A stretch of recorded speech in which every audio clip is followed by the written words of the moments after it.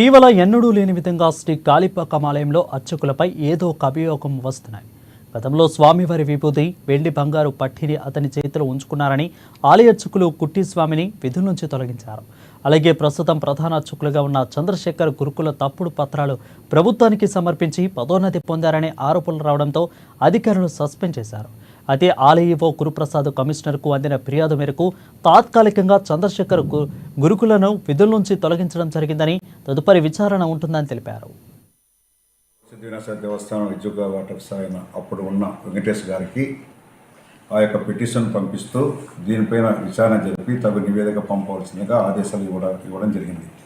ఈ ఆదేశాల మేరకు అప్పటి కార్యనిర్వాహకులైన వెంకటేష్ గారు సోమశేఖర్ ప్రధానార్చకుల వారిని ఈ పిటిషన్ పైన విచారణ జరిపి తగు నివేదికను శ్రీత కమిషనర్ దేవశాఖ విజయవాడకి పంపడం జరిగింది.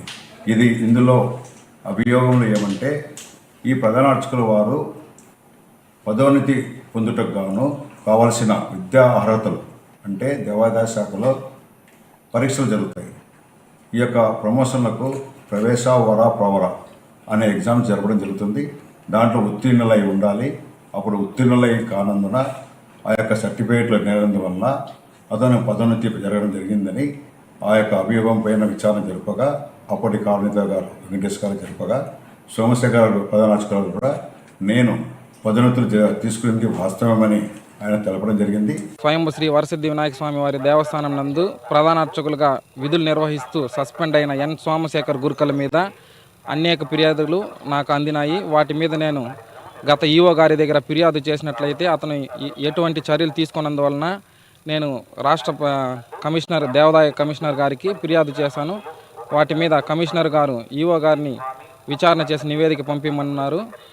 వాటి మీద తుది ఉత్తర్వుల మేరకు నిన్నటి దినం ఈవో గురుప్రసాద్ గారు ఎన్ సోమశేఖర్ గురుకుల్ గారిని సస్పెండ్ చేసినారు. ఎటువంటి విద్యార్హతలు